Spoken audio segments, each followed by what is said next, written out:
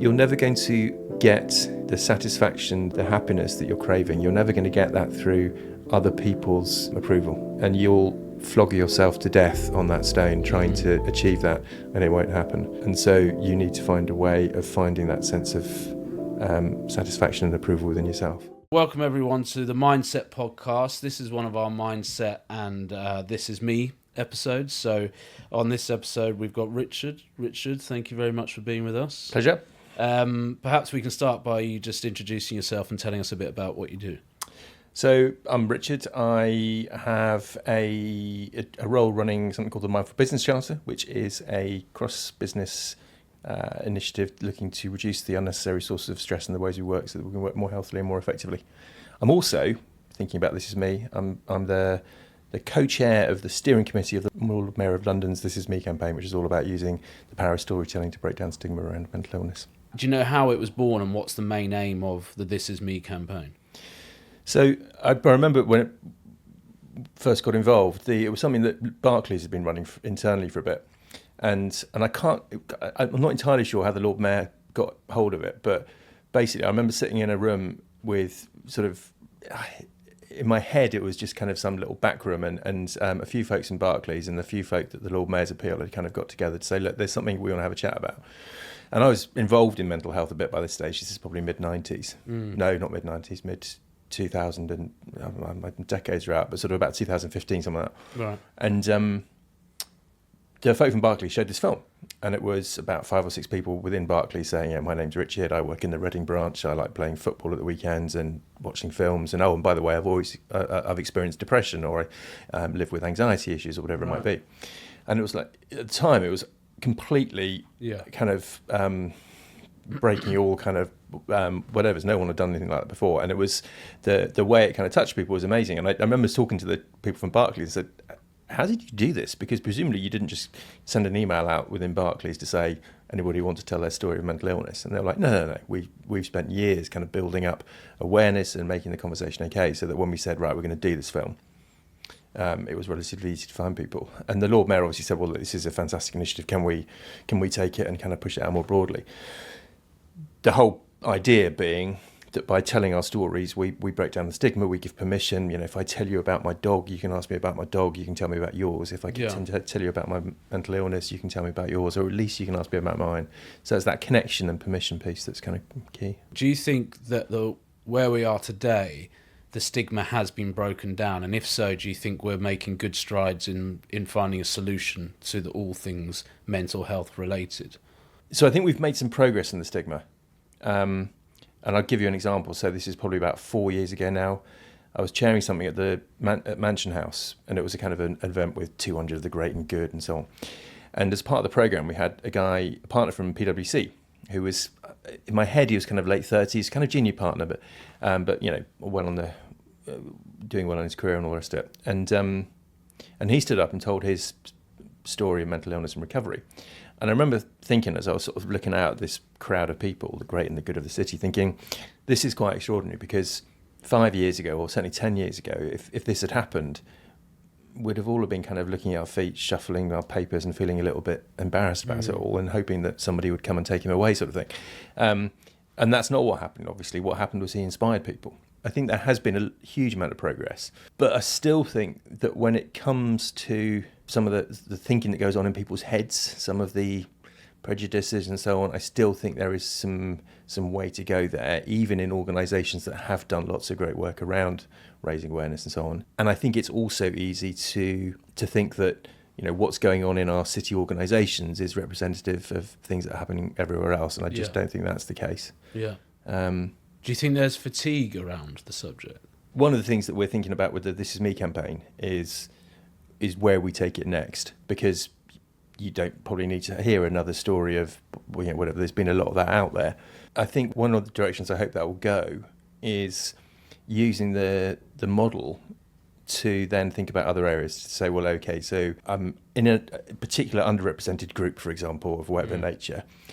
Let me tell you a little bit about my experience of that, and perhaps also how that impacts my mental health. But it doesn't need to actually have a mental health angle at all. It could be just understanding from the perspective of somebody else what life looks like through their So I don't think there's saturation. I think, and back to an earlier question that you asked. I mean, I think the kind of, to an extent, the awareness raising stigma piece has been done, or at least is a lot of the way to being done. What we haven't done is work out what to do about making it better. Tracking back a bit, what was your kind of journey at school, university, if you went to university and that kind of thing? What were you doing, and what were your interests, and what did you go on to do? So I was always a good boy. I worked hard at school, stayed out of trouble. There were reasons around that, which is kind of to do with making sure I didn't get into trouble and get punished and so on and so forth. Got a good law degree. Early on, I think I decided I wanted to do law for various reasons, but probably mostly because I kind of wanted to help people resolve conflict and so on. There's quite a lot of conflict in my childhood. And then, went to a good university, got a good degree, started at a firm of solicitors called Gouldens, which doesn't exist anymore, but in its day was a kind of medium-sized law firm punching above its weight. Progressed well, became a partner at the age of about 30 or something. At the same time, I had a family quite young, so by the time I was 32, I had 3 kids under 5, had a big job, but also was one of these people that said yes to pretty much anything. So when the school said we need a governor, would you do that? I said, yeah, of course, and so on. So I had lots of responsibilities outside of work. And my career as a lawyer kind of progressed. The firm I grew up in merged with a US firm, and I decided that wasn't for me. So then I joined another firm with a view to getting involved in management, because I was quite keen to get involved in law firm management, thinking that perhaps law firms aren't always run as effectively and as kindly as they might be. Yeah. So interestingly, even at that point, you used the word kindly there. And if we track back a little bit to what you were saying before, what was going on in childhood that was that created an experience with conflict, which then influenced your decision-making moving forward? So, so my dad was quite a difficult chap, quite demanding, wasn't very, didn't give us a lot of praise. Right. Gave us a lot of grief if we weren't behaving ourselves, if we weren't achieving what he thought we should be achieving, and so on. There was I in no way came from a underprivileged background, not at all. But at the same time, although we went to private school, we were very aware that was quite a sacrifice to my parents and so on. And so a sense in which we had to really kind of make sure that we were worthy of that sacrifice and made the most of it and so on. A little bit of physical punishment, which contributed to the kind of fear piece. Yeah. And also, this is not to be critical of religion, but I grew up as Catholic, and the way I was kind of taught about all of that was, there's a God out there who is watching everything you do, and can hear your thoughts and all sorts of other things. And if you're naughty, then you'll get in big trouble, which might involve eternal damnation and so on. So I had a big sense of guilt going on in my head, as well as the kind of bit of fear about my dad and so on. Yeah, I was brought up in a Christian evangelical church, but similar thing, very confusing. What's wrong and right, and how does that then influence? So that happened, which then influenced your decision making moving forward. And when you look back at that period, do you think that gave you a sense of drive and motivation to prove to yourself or others that you're able, because you've gone forward I'm going to do law, I like the idea of helping people, but equally you've then excelled pretty quickly at 30. You've got the family, you've got extracurricular activities. Then you join another firm into management. What's driving all of that, do you think? So it's a good question, and I think there's definitely a sense of feeling like I need to prove myself to other people, that I need to please other people. I'm sure it's the same in your world. That's the kind of drive to satisfy clients and to keep people happy and blah blah blah. That's kind of it's a strong motivation for people to work hard. And that might come from why one feels that, why one thinks in that way, might come from a variety of different kind of reasons. Mine is particularly that kind of fear piece, but I think there'll be other reasons why people might come with that. And I was it just sort of continued the story a bit. I was, the sort of law I did was employment law. Yeah. And when you talking to clients around that, quite often there'd be people coming to me who I'd think, yeah, I can see that you've got you're telling me about the situation in your workplace, and I can see there are legal issues there, and I can definitely help you with those legal issues. But for a lot of people, there was a sense in which, yeah, but it's having an impact upon you, isn't it? And I kind of, so I was alive to this whole kind of mental illness thing, Right. but kind of assumed it was about other people. Yes. But and I didn't really know what those other people were, if that makes sense. Yeah. And it certainly wasn't something that was talked about when we were growing up or anything like that. Even though, as it turned out, there's a bit of a back history of mental illness in my family. There's bipolar in my dad's side of the family, at least, but that wasn't something that was talked about at all. Right. So even though we kind of were aware that there was some odd behaviours going on, there wasn't any conversation about where that came from and so on. And which, by the way, I mean, I've not had experience of directly with bipolar, but I know people who have, and it's pretty confusing and incredibly difficult to manage. But so you joined another firm and you moved into management. That was sort of mid-30s-ish, was it? Or? Yeah, and things were going well. I ran a big employment team, and by the age of 41, so 2011, I was on the firm's management committee, and I think everyone's, mine and the firm's expectation or plan was that I would end up becoming managing partner at some stage, or at least that would be the hope. And then in May 2011, I went on holiday with the family, and I knew that I'd been under quite a lot of stress, but I kind of thought, well, that goes with the territory, isn't it? You've got a big job, you've got a family, you've got this, that. Yeah, of course you're a bit stressed. What I wasn't thinking about was doing anything about it. So I just kind of thought, well, if I just carry on and keep working hard and get through the next day, the next week, the next month, somehow things will get better. Went on holiday, and on the drive back, so we'd gone to France. On the drive back, we were driving around the périphérique around Paris, and I started feeling a little bit uneasy, but nothing particularly dramatic. And then suddenly, I was driving, suddenly I started feeling desperately ill. And my breathing was out of control, my heart was out of control, I was feeling quite sick. But more than anything, my head was screaming at me to escape, to get away. So I stopped the car, got out, and walked off across lots of lanes of fast-moving traffic. And I don't know, I had no idea what was happening. I think if I'd really thought about it, I would have thought I'm dying. I don't. There was no other way of kind of understanding what was happening. And certainly, I didn't know what was happening. Eventually, they closed the motorway. Somebody came and got me and said, "What are you doing?" And I said, "Well, I don't know." And they tested me they took me to hospital, tested me for a heart attack, concluded I hadn't had a heart attack, sent me home. Go and see a cardiologist in the morning, because of course we all have our own cardiologist. But I went to see my GP, and he said, "Yeah, I don't think it's your heart, Richard. I think it's your head. I think what you've had is a panic attack." That's a bit difficult, because I thought mental illness was about other people, and also for the people around me, I'd always been somebody who was just really strong and a rock, and could take anything and didn't seem to be affected by it. And so a lot of those assumptions that I had about myself and lots of other people had about me, I think, were suddenly being shaken. And so what I now know was what had happened on the motorway is I'd had a panic attack. As I say, at the time I didn't know what that was, but very quickly I then started deteriorating quite dramatically. And if the doorbell rang, I was hiding behind the sofa in tears. If the children were making noise, I was running upstairs and hiding, and so on. I couldn't go out on my own. I couldn't do anything really without somebody with me. I remember trying to do a bit of work, because I'd kind of gone away for a week, and so I'd left sort of my work with various people, and then of course nobody actually does anything with it whilst you're away, so you come back and you've got to do it all. And I was trying to do some calls and doing some other bits and pieces, but it was just exhausting and terrifying and so on. And so quite quickly we got to a point where I clearly couldn't cope with the family, and the family couldn't cope with me. So we went to see my psychiatrist, and he sort of listened, and he said, "Well, do you want to be admitted to the hospital?"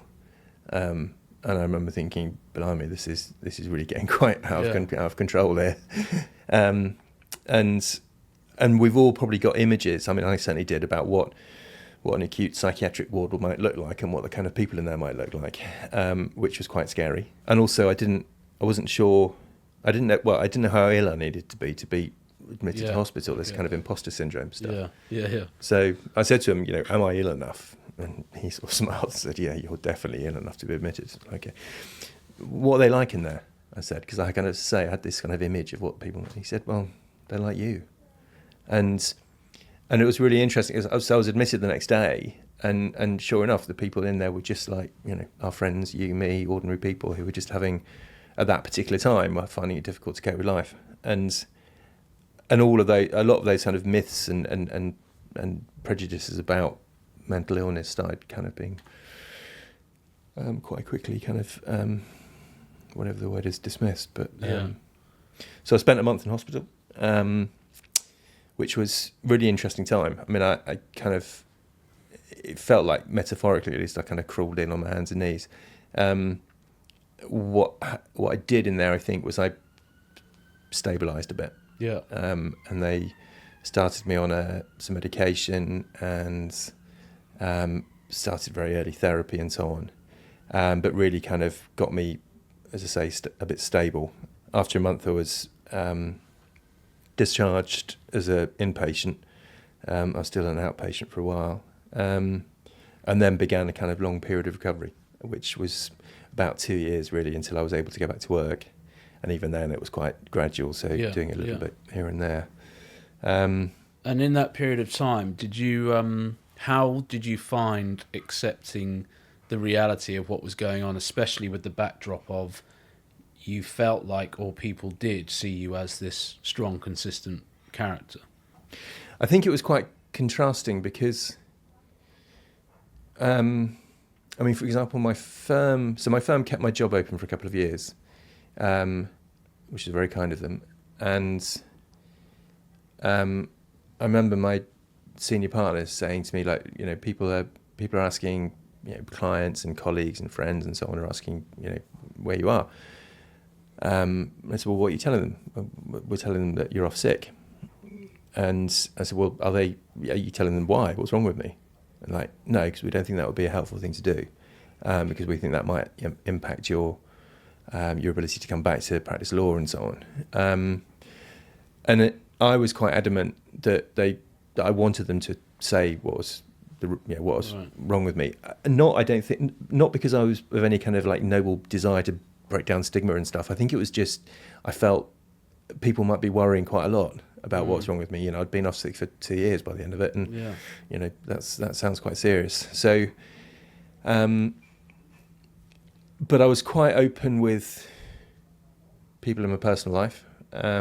Certainly, all my family and close friends and so on. And what was interesting, even at that early stage, was talking to friends and, who I'd known for 10, 15, 20 years, and talking about what had happened or what was happening, and them saying, yeah, my mum or my sister or whatever, and you're thinking, gosh, I've known you for all this time, and that's never been something we've talked about. Yeah.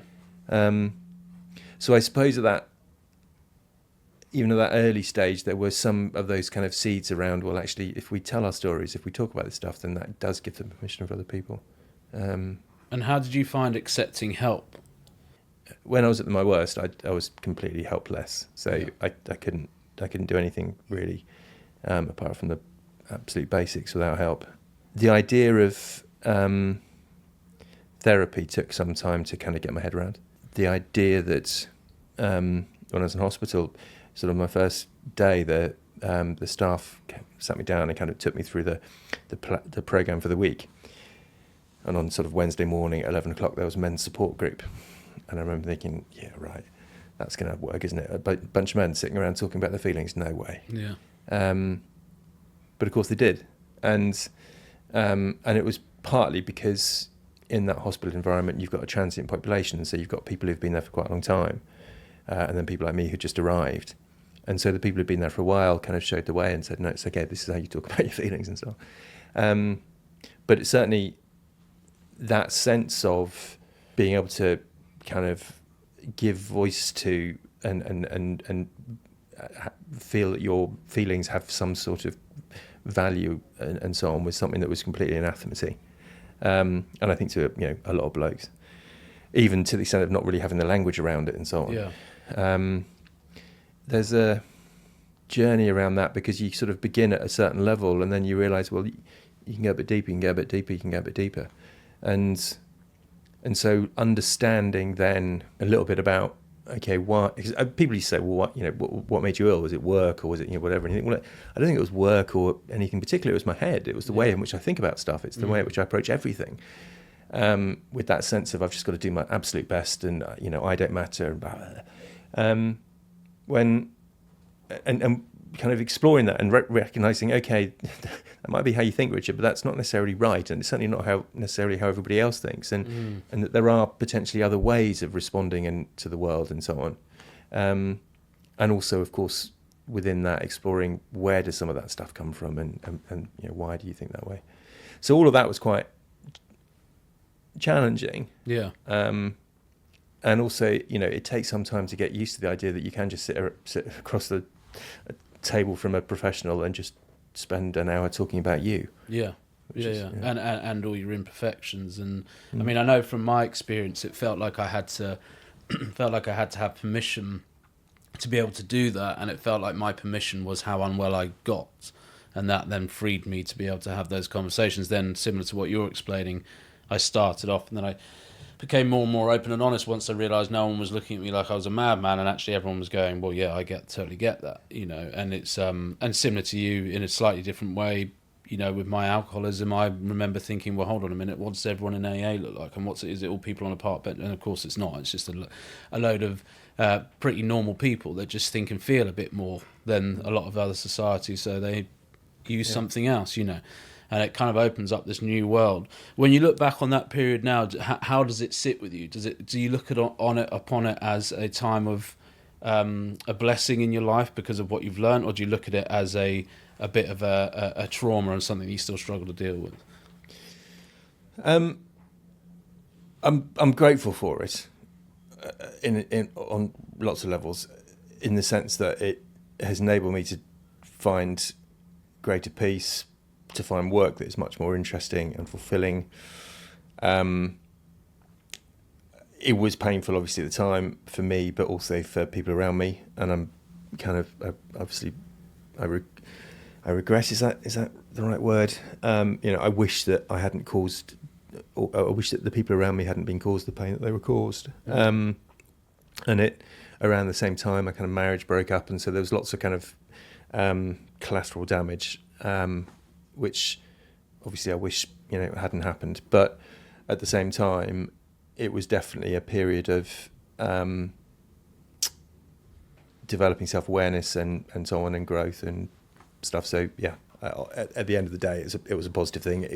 It might have been better to have learnt those lessons in a less dramatic way. Yeah.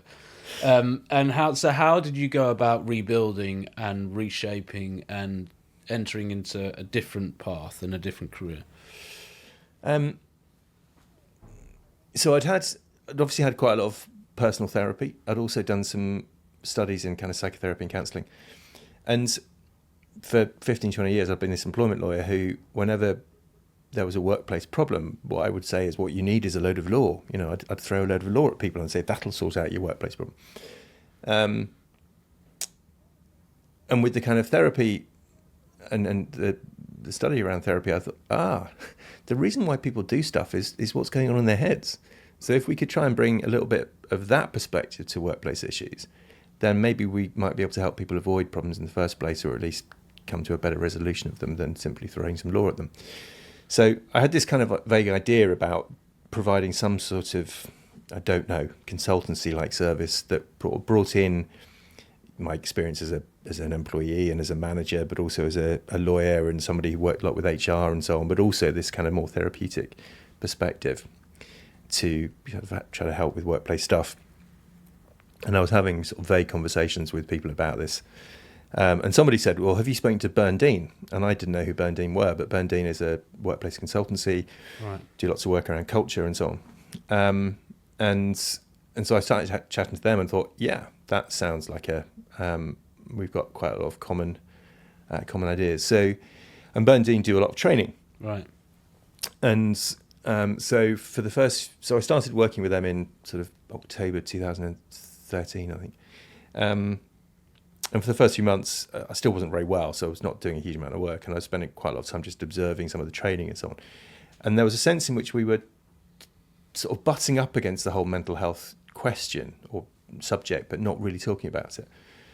So I said, well, maybe we should be talking about mental health. Right. And so I remember we hired a room in a lecture hall in King's College on the Strand one evening, and this was October 2014 now. And we invited about sort of 50 clients to say, right, we're going to start talking about mental health. And it was the first time I was going to speak publicly about my experience and so on. And we didn't really know what was going to happen. But what did happen was that, as we were sort of saying earlier on, pretty much everyone in the room came up to one of us afterwards and said, you've known me for 10, 15, 20 years. What you don't know about me is, you know, my wife, my dad, me, you know, everybody in the room had a story. Mm. So we were like, okay, so clearly this is something that we could and should be talking about more than we are. So started doing training around mental health awareness stuff. I was a mental health first aid instructor. We developed our own training programs and so on, working with all sorts of organisations, lots of banks, but increasingly then other professional service organisations around raising awareness, around helping equip managers to have better quality conversations and so on.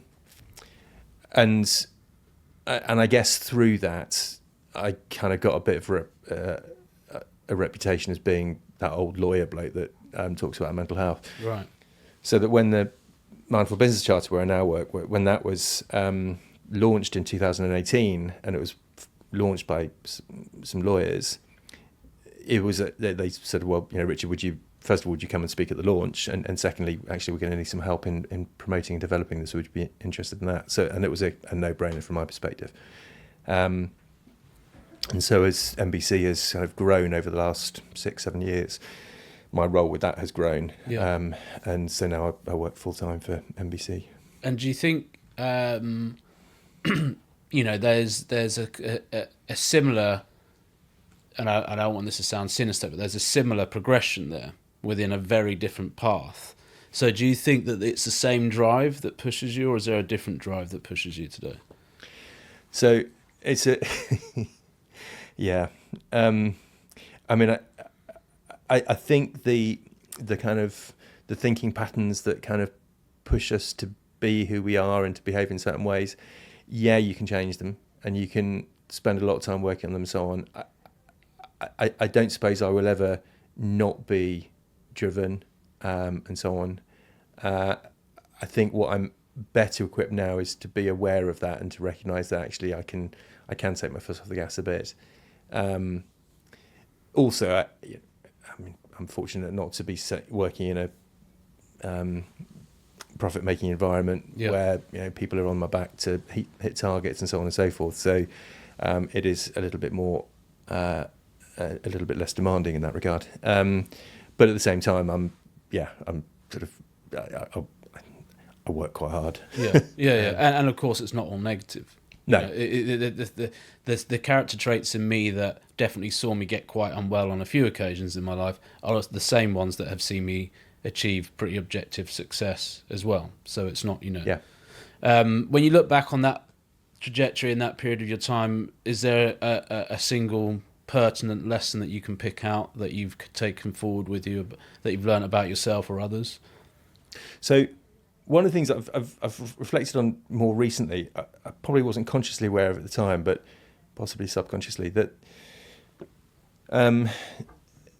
we all have a kind of sense of ourselves. We have a sense of who we are, our values and our purpose and so on and so forth.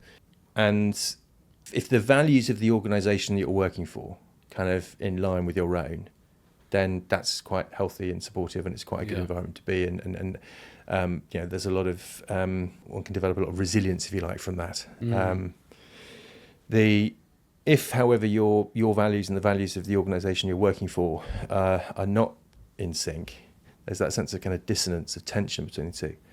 And I would say, I mean, I remember in a law firm context thinking, you know, pretty much all the conversations that we're having at a management level are around money. And whilst of course that's important, actually nobody's talking about the clients that we work for and the great work that we do and the great team we have and so there was, I think, a growing sense of kind of dissonance, a tension between how I thought about myself and how I wanted my friends and family and my kids and whatever to think about me, and the reality of my day-to-day life. And I think for some people that tension, they can ignore it. I think you can, if you're aware of it, you can live with it for a bit. But I think it grows, and I think that is ultimately that's what kind of caused me to get very ill. And so that sense of knowing yourself and knowing what's important to you, knowing your values, and then living them, I think, has probably been the most helpful thing. Yeah. And of course, when you do that, then you can work really hard without it being necessarily a problematic thing, because you're driven by your purpose and so on. Yeah. You found your light in many ways, and and it can be hard to locate, and you have to have courage to see it out. Is my experience of that. If you were to meet your younger self today, what advice would you give him? At some stage, I'd say to him, "You're never going to be a very good rugby player." See, the thing is, I suspect that if my younger self met my older self, he wouldn't listen to him, which is the problem. But let's assume he would. Then I think it would be. I think it would be just to slow down a bit and to recognise that. Well, to recognise that you're never going to get the satisfaction, the happiness that you're craving. You're never going to get that through other people's approval, and you'll flog yourself to death on that stone trying to achieve that, and it won't happen. And so you need to find a way of finding that sense of satisfaction and approval within yourself, which is something I think all humans can relate to on some level. Affirmation from others is an easy distraction from what may actually make us happy. I wonder if you can share some of your thoughts around some of the challenges in today's world, or in the city, or the wider environment around mental health within organisations, and then also some of your views on what the solutions could be around those challenges. I know from my experience spearheading a lot of the mental health stuff at FRP, and having lots of conversations, that it tends to be people are now aware of what's happening. Structure is really quite difficult to implement. There is no perfect way forward, and it takes a lot of consistency, passion and drive to get it somewhere, because it's not this tangible thing you can grab and create a formula around. But of course we have to move towards something. So I wonder what your views are on that. So, and this is partly framed by the work I do, but there was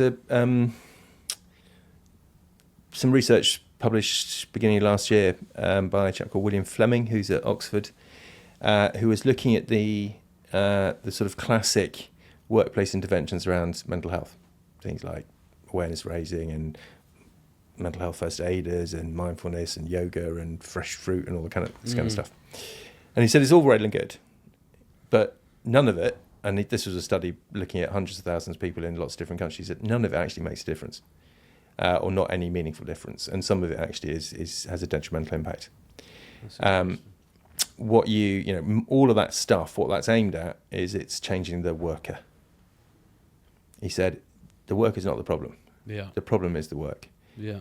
And if you want to make a meaningful difference to people's well-being, then you need to adjust how people are working and the expectations you're making of them. And a story I'm sure I've bored you with before, but I remember going to see somebody who had a horse, and she said, and I don't understand horses, they scare me, but I do like woodwork. And we went out the back of the house to look at her horse, and it was in this great big field of lush long green grass. But I noticed that she divided up the field into lots of little areas with some really nice, high quality, expensive wooden fencing. So I said, yeah, your horse is lovely, but oh my God, your fencing, that's beautiful. Why have you spent so much time and money and so on, creating all these little spaces with this really expensive fencing? And she said, oh, well, because if you put a horse in a field of lush long green grass, it'll carry on eating it until it makes itself ill. So we just give it little spaces at a time. And my immediate thought was, yeah, that's like a lawyer that I used to be. Yeah. But if you give us a great big field full of lush, strong green work, we'll carry on doing it until it kills me. Yeah. And what we used to have were lots of little boundaries, lots of little fences that were things like the office and 9 to 5 and so on. And those things kept us safe because they just gave us a little space to work in. And I think what we've done, and it's not all to do with technology, and technology is wonderful, it enables us to do all sorts of things, but what it has done is it's whittled away a lot of those boundaries. And what I think we need to empower people to do is to think about putting some of them back. Yeah. And they don't need to be 6 foot high. They don't need to be massive, great big concrete walls. They can have gates, and then they can be nice and fluffy. You can move them and whatever. But this idea of some sense of boundary, I think, is really important, so that people can get rest and so on, but also be able to explore other parts of their lives that otherwise would get sort of chewed up with work.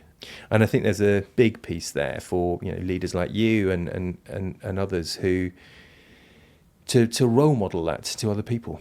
So that when you've got people coming up through an organisation, the people that they're looking up to, the role models they're looking at, clearly are taking their own well-being sensibly and have a quality of life which perhaps hasn't really been happening for a decade or so. Yeah, and it's a really fascinating concept, because when I've heard you talk around it before, and I often think it's fear again that prevents a lot of that. I still have, I remember you saying about, people thinking good client care is, I'm just about to get on a plane, I'll email you everything back and have it all solutioned and resolved and optioned by the time I land, kind of thing. I fall well and truly into that trap. And the reality of why I do is because of the fear of what may happen if I don't seem like I'm always available.